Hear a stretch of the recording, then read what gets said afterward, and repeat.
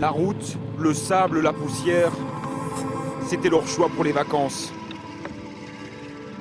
Le choix de l'aventure à moto sur la terre des Maharajas.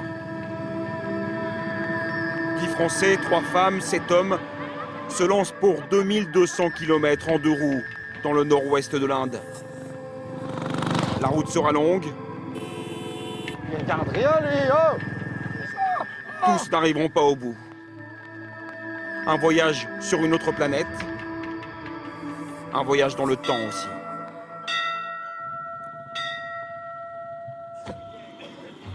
Tout va commencer par une recette de cuisine. Le chai, c'est du lait, du sucre, du thé, de la cardamone, éventuellement. Et tout ça, ils font aller dans la casserole, ils bouent. C'est la boisson nationale. À ce moment-là, les 10 Français ne se sont pas encore frottés à la circulation indienne. Et Johan Rousselot, leur guide, semble vouloir les ménager. Un peu de réconfort avant d'attaquer les règles de sécurité. Quand il y a un vrai danger, enfin, il y a un freinage brusque, si j'ai le temps, si j'ai la possibilité, je lève le bras. Un signe comme ça veut dire, mettez-vous sur le côté, il y a un fou furieux là qui est en train d'arriver et il ne va pas se ranger, quoi. Il est parti, il est engagé, il ne va pas s'arrêter. Et voilà, bienvenue en Inde. Ici, les routes sont probablement les plus dangereuses du monde. 20 minutes de briefing qui ne semblent avoir rassuré personne. Et pourtant, ils ont tous bel et bien envie d'en découdre. Ouais, c'est rock'n'roll quand même. À mon avis, on sera les moins prioritaires de tous les prioritaires. On va bien voir. Leur sort, ils le remettent entre les roues d'une légende. La boulette de Royal Enfield, la plus vieille moto au monde, toujours en fabrication. Inventée il y a près d'un siècle au Royaume-Uni, elle est devenue indienne à la fin des années 60. Ici, elle fait partie du paysage et se transmet dans chaque famille, de génération en génération. Alors quand une dizaine de Français débarquent sur ces 2 roues, ce sont eux qui rapidement deviennent le spectacle. Le groupe vient de tomber dans une joyeuse embuscade. Et c'est Yann, le Parisien de 40 ans, qui est pris à partie. Il n'y a pas un traducteur là? Tu comprends vraiment rien à ce qu'on te dit, hein. Une trentaine de collégiens attirés par l'arrivée d'étrangers tentent d'entrer en communication. Je ne sais pas ce qu'ils veulent, en fait. C'est un peu compliqué. Ils sont curieux. Ils sont attirés par quoi? Non, mais par les motos, par nous. Le groupe va finalement se tirer d'affaire contre la signature générale d'autographes. Écrire quoi? J'aime l'Inde? Ok, écris ça. Et c'est aussi ça qu'ils étaient venus chercher.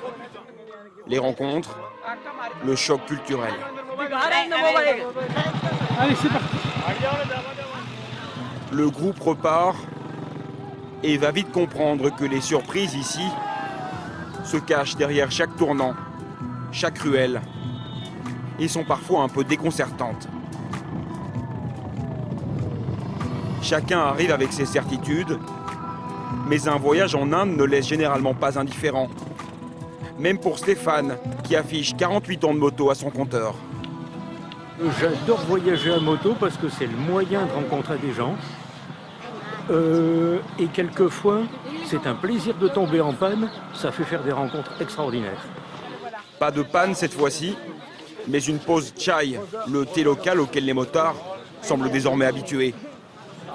Mais ils ne s'attendent certainement pas à ça. Oh, Hanuman tout de suite, Moni tout de suite. Non, même pas, on se dit bonjour.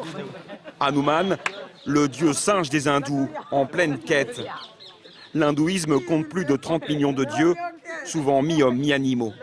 Ils demandent de l'argent pour le temple.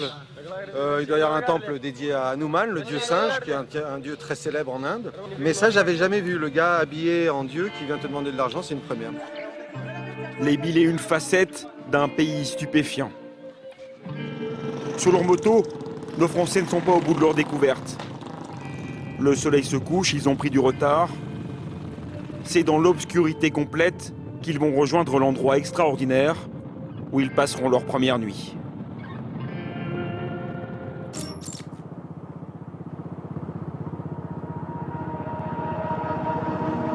C'était une des premières règles qu'il s'était fixées. Ne jamais conduire la nuit, c'est raté.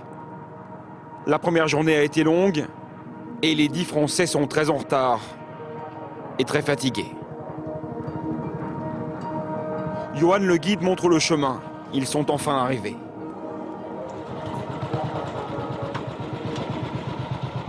Un décor à couper le souffle.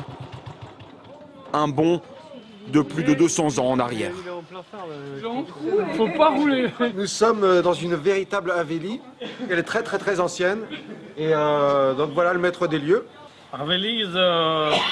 Les Havelis sont des maisons pour les grandes familles. Et cette ville se trouvait sur la route de la soie.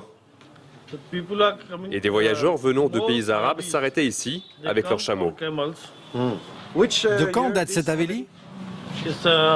1789. Vous rigolez? La Révolution française? Et il l'a fait exprès parce qu'on est français. C'est une des plus vieilles de la région. Un petit palais où les influences sont multiples, arabes, perses, jusqu'à la colonisation britannique. La peinture est religieuse. Chaque chambre porte d'ailleurs le nom d'un dieu. Et c'est ici qu'ils vont passer la nuit. Le lendemain, c'est une grosse journée qui attend les motards.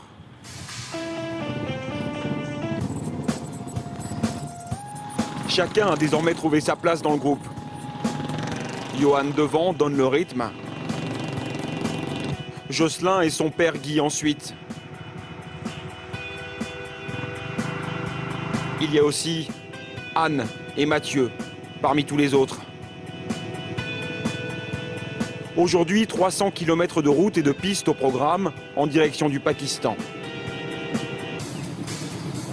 Avec un arrêt obligatoire dans un temple un peu spécial.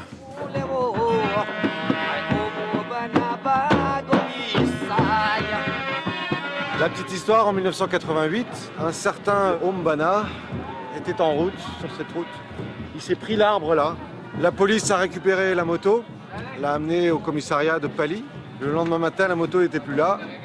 Ils l'ont retrouvée ici. Bon, c'est qui ces petits blagueurs? Ils reprennent la moto, ils la ramènent au commissariat de Pali, ils enlèvent l'essence, ils la cadenassent. Le surlendemain, la moto est de nouveau là. Et ça dure comme ça, et alors à un moment, les villageois crient au miracle. Un miracle, et donc un temple est construit. La moto en question devient une divinité. C'est une boulette, exactement la même que celle que conduisent les 10 Français. C'est étonnant de voir finalement l'adoration d'un objet. C'est tellement loin de notre culture, de la religion dominante que l'on connaît. Ici, effectivement, avoir une moto comme divinité, avoir tous ces objets-là, c'est extrêmement déroutant. Aujourd'hui, les pèlerins viennent de partout vénérer la moto et demander sa protection. Les offrandes sont en réalité de l'alcool, censé apaiser le dieu qui conduisait le 2 roues le soir de l'accident et qui apparemment aime beaucoup ça. Ce soir-là, Johan et Yann ont décidé de s'offrir le plaisir du barbier. Presque disparu en France, il est encore incontournable en Inde. L'occasion pour le guide d'expliquer pourquoi il aime tellement ce pays. Je sais ce qui me fait venir ici. C'est la boulette, c'est cette moto-là, l'Enfield. Mais c'est vrai, hein, c'est bien sûr tout le reste. C'est tout un environnement, c'est ce qu'on mange, c'est les gens, c'est ce que je peux y découvrir tout le temps, ce que je renouvelle. Mais tout ça, le pilier de tout ça, c'est cette moto-là. Vous êtes prêts à repartir? Oui, bon, on verra ça demain. Hein. Et demain, fini de rire. Les Français arrivent dans le désert. Le sable va leur poser de sérieux problèmes.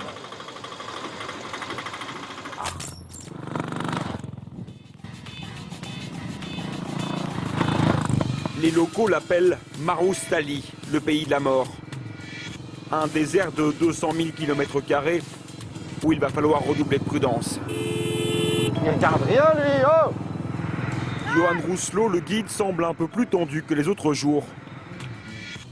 Les touristes français, eux, savourent. Au milieu de ces grandes étendues, quand la poussière se disperse, les motards aperçoivent de drôles de toits, couleur sable. Ce sont des temples. Ici vivent des adeptes du jaïnisme. Leur foi leur interdit toute violence envers les êtres vivants, quels qu'ils soient. Interdiction donc pour Guy et tous les visiteurs de porter du cuir, ceinture ou chaussures, qui n'est autre qu'une peau d'animal.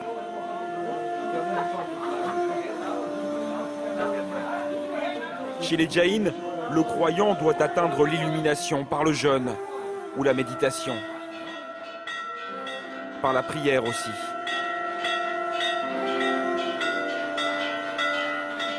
Chaque visiteur est marqué sur le front par une goutte d'eau sacrée faite de bois de santal et de safran. Merci. Je vais avoir de la chance? Oui, beaucoup de chance. C'est comme l'eau bénite. La preuve que tu as fait ce qu'il fallait envers Dieu et que tu as de la chance. En sortant, tout se passera bien. Un peu de sérénité, de spiritualité dont l'équipe va avoir bien besoin. C'était tranquille ce matin, vous avez vu, on fait un petit temple, on a vu laisser nos tafs, on démarre à la cool. C'est maintenant que ça devient, en termes de conduite, c'est là que ça va être plus rigolo. Et il y aura du sable de plus en plus. Le sable, pas de problème pour les filles. Mais Guy Dano, l'organisateur du voyage, n'aime pas trop ça. Pourtant, dans cette région, ce n'est pas ce qui manque. Ici, les habitants ont plus l'habitude de voir passer des chameaux. Nous sommes au milieu du désert du Thar, qui forme une frontière naturelle entre l'Inde et le Pakistan. Ça passe pour Caroline et Erwan qui s'éclatent. Mais ça coince derrière en revanche. Anne continue à pied. Guy, lui, passe, mais avec un petit coup de pouce. Vas-y, vas-y. Je te pousse un peu quand même. Vas-y, ok, je te laisse faire. À 66 ans, ce consultant en hôtellerie de luxe a fait le tour du monde, mais n'avait jamais mis les pieds en Inde. Est-ce que c'était du gâteau? Non, faut prendre son mal en patience. Donc moi j'ai fait ça en première, comme un pingouin. Voilà, tranquillement. Fin des difficultés pour aujourd'hui. Le soleil se couche. La caravane arrive dans un petit camp de nomades. C'est l'heure de découvrir les couchages pour la nuit. Choisissez vos chambres. Alors, je vais vous donner les clés. C'est un dortoir, mais bon, il n'y a pas de mur. Donc Tous dans la même chambre. c'est un peu grand. Et l'arrivée a été assez sympa. C'est combien d'étoiles ça comme établissement? À mon avis, je sais pas, on verra ce soir, on vous dira demain matin combien il y a d'étoiles. Chacun vit le moment à sa façon. C'est leur rêve des 1001 nuits, mais en Inde. À 6 h demain matin, il faudra repartir, reprendre les motos pour une journée qui va malheureusement cette fois virer au cauchemar.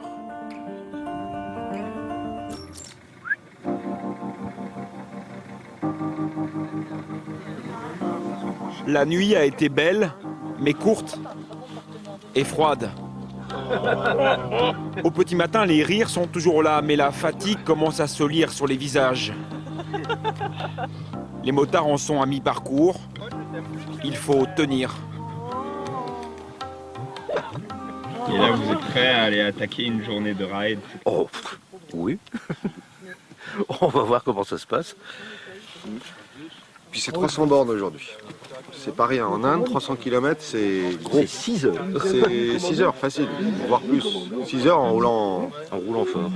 Sans s'arrêter quasiment. La journée sera longue. Et pour ne rien arranger, les pistes aujourd'hui sont très mauvaises. De nids de poules en banc de sable, Johan Rousselot, le guide, est inquiet pour ses compagnons d'aventure. Et il a raison.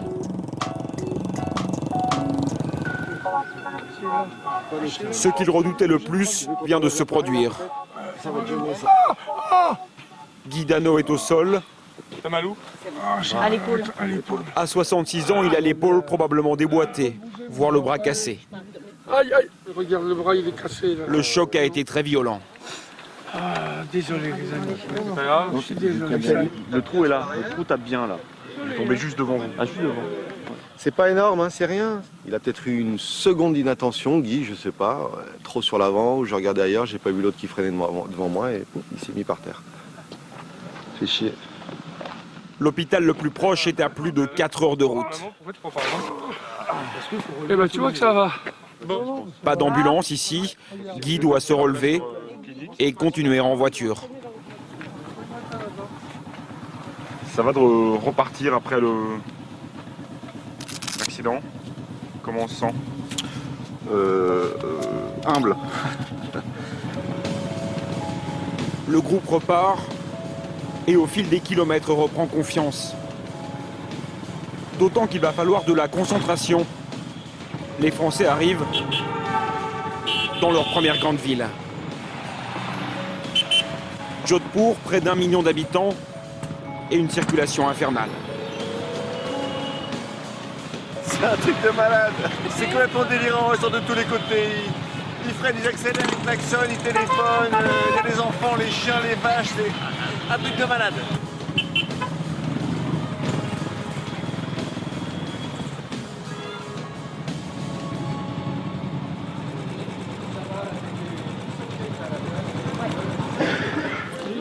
Ah, Guillaume, c'est une joyeuse pagaille. Ça reste joyeux et bon enfant. Non, ça sera un bon souvenir. Des souvenirs, même si la journée a été difficile, ils en gardent plein la tête. Et comme tous les soirs, Mathieu et Anne veulent les partager. On a des petits likes. Là, ouais, donc Loli, notre fille, dit qu'elle aime la photo, puis elle peut mettre un commentaire. Leurs 3 enfants sont restés en région parisienne, alors ils ont mis en place un système via Internet pour envoyer les photos jour après jour. Les enfants sont très présents, on en croise beaucoup sur le bord de la route, on en croise beaucoup qui vont à l'école, qui rentrent de l'école, on en voit qui sont dans une misère, dans un dénuement total. Ça remet quand même pas mal de choses en perspective. Le fait de les prendre en photo, de pouvoir ensuite expliquer à nos enfants que tout n'est pas comme à Paris. Demain, dernier jour de moto, et encore des photos et des rencontres en pagaille. Mais ce soir-là, il reste une question dans toutes les têtes. Comment va Guy? Et pourra-t-il rapidement sortir de l'hôpital?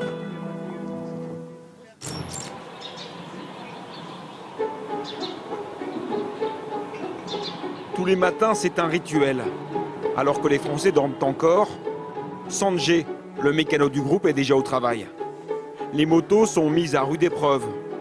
Lui, il leur refait une beauté avec une pointe d'amour. Les boulettes sont des super motos.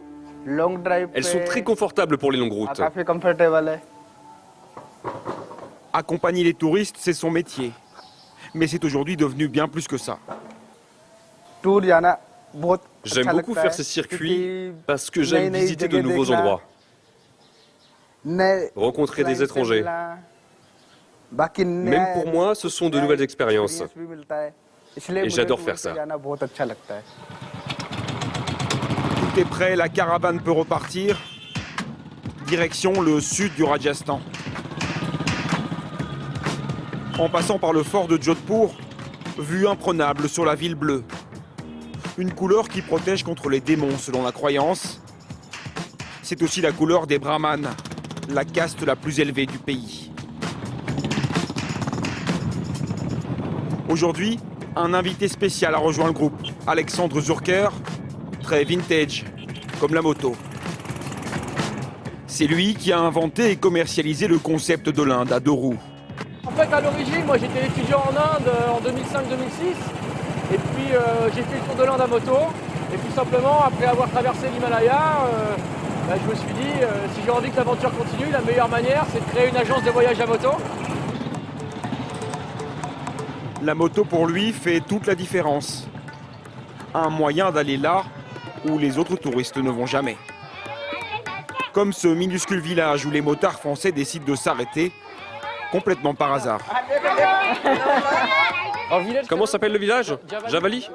Jabali. Ah, Jabali. Après 8 ans ici, Alexandre parle hindi, la langue locale. Les autres communiquent à leur façon. Quelques photos Beaucoup de gestes et surtout des sourires.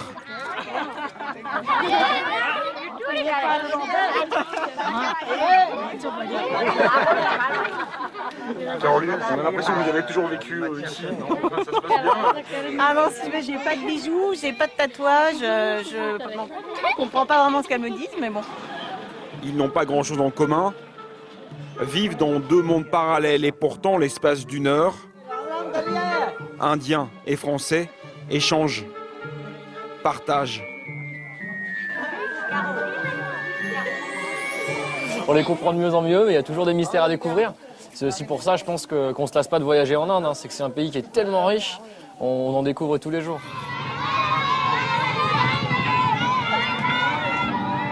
Le voyage se termine. La boucle est bouclée, 2200 km qui resteront pour longtemps gravés dans leur mémoire. Dans son casque, chacun fait le bilan de ses 12 jours sur les routes. Et une dernière surprise attend encore les motards. Ça va? Bonjour Guy. Salut, ça va? Guy Dano, blessé la veille lors d'une chute, est de retour. Son épaule a été remise en place. C'est cool de te revoir, hein? On va le finir le voyage. Dans quelques jours en France, l'accident ne sera plus qu'un mauvais souvenir au milieu de dizaines de bons moments. Des couleurs, des odeurs plein la tête, tous repartent comblés. L'Inde et le Rajasthan, c'était leur rêve de motard, sur la route, au pays des Maharajas.